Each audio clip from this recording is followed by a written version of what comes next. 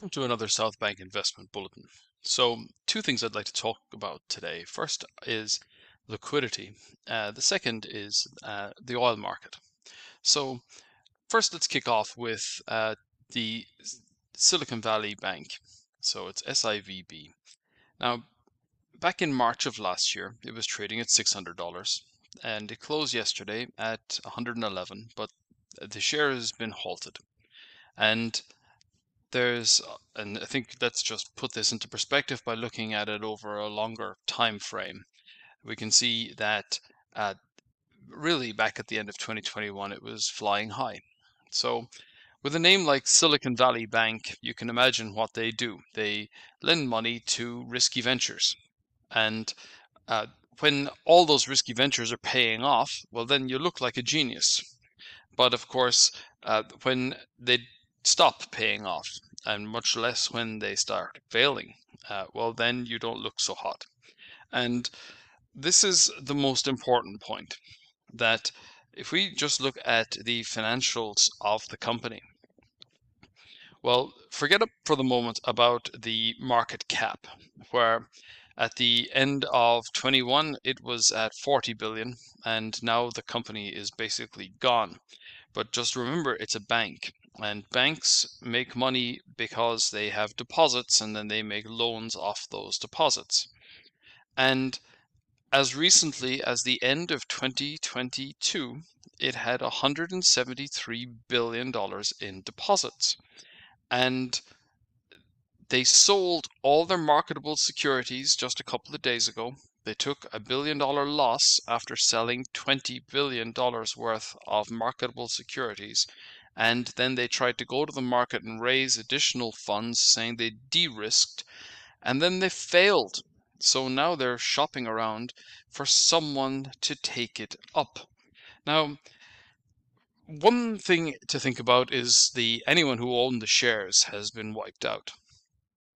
But what about the $173 billion in deposits? So who are the ones that are taking those losses?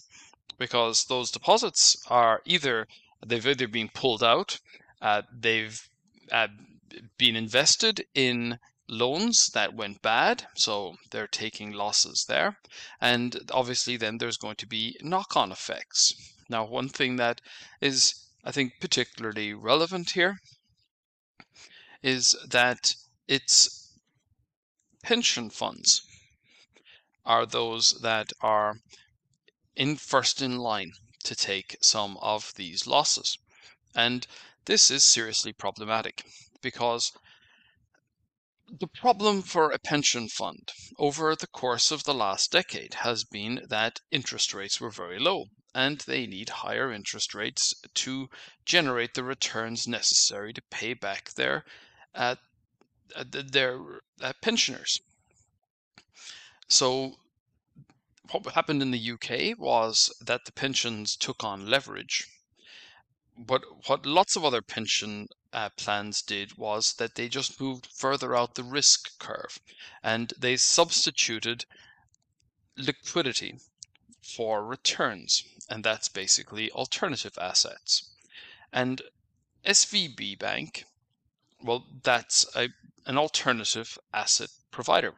So when it goes bust, the problem is that a lot of the things that they held were illiquid. Now the pensions are seeing a mark-to-market event. So those assets that they had marked at a high price on their balance sheets are now being marked down. But they can't sell them because they're illiquid. So then what happens is they end up selling what they can.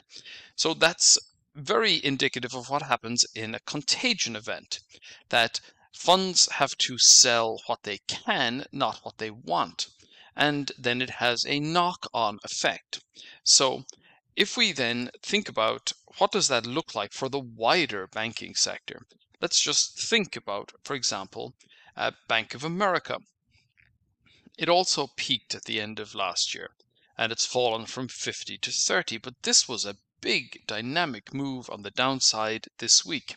So what it is suggesting is that there are wider problems within the banking sector, and that is something we absolutely need to pay attention to, because Bank of America is what's called a money center bank.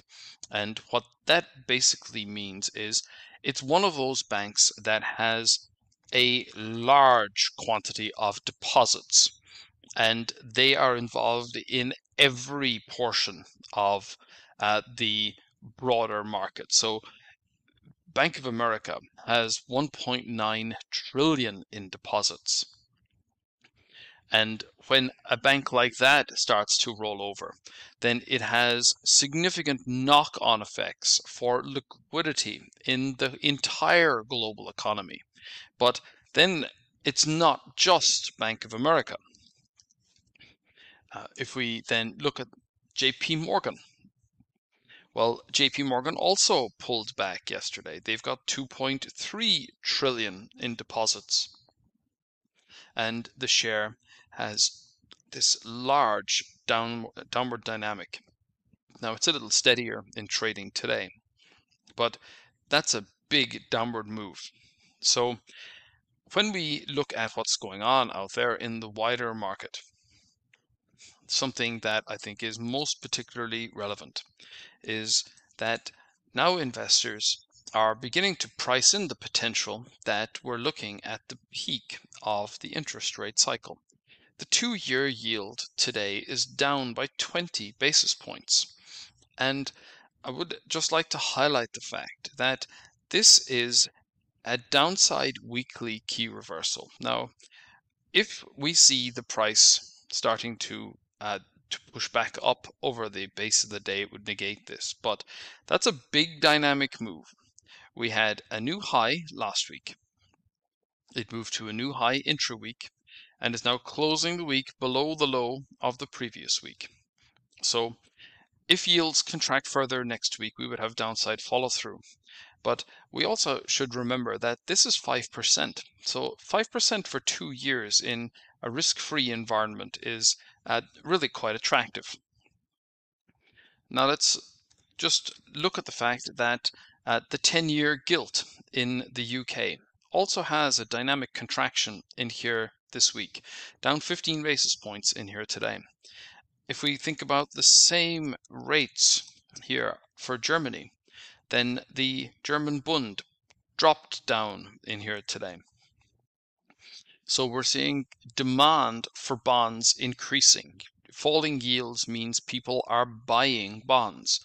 And they're buying bonds because they're anticipating that this issue with banks is going to translate into a nearer peak for the interest rate cycle. So let's consider what that means for the oil market. So Brent crude has pulled back for 3 days, and then it was a little steadier in here today.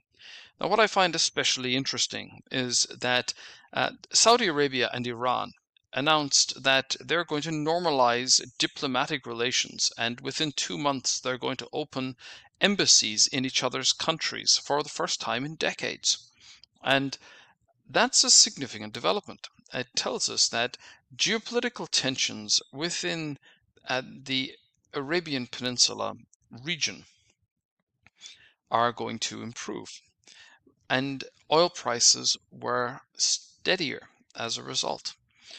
Now, the thing to bear in mind here is that we have a very tight range.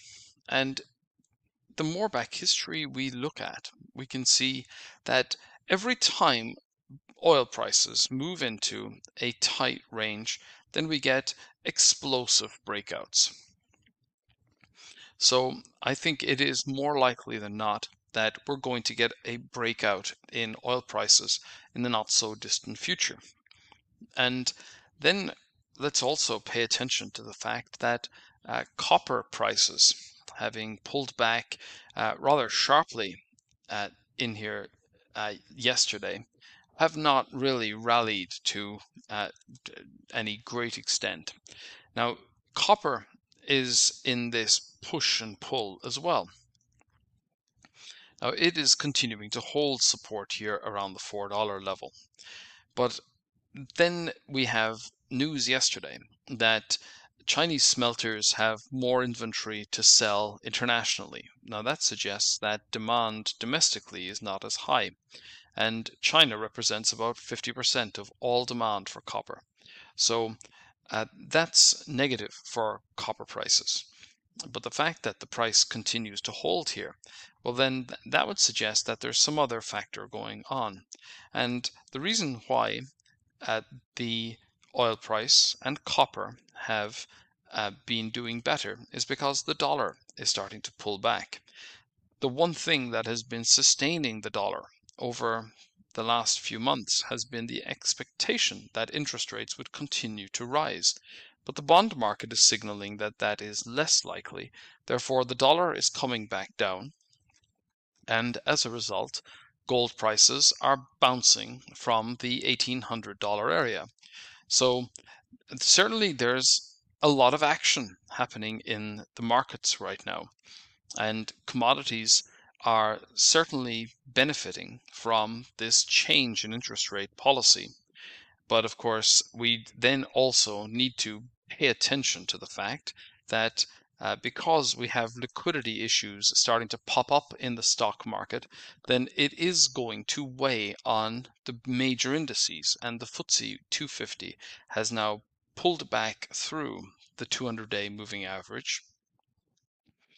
The FTSE 350 Banks Index, having really rallied very impressively, is down in a dynamic manner in here today.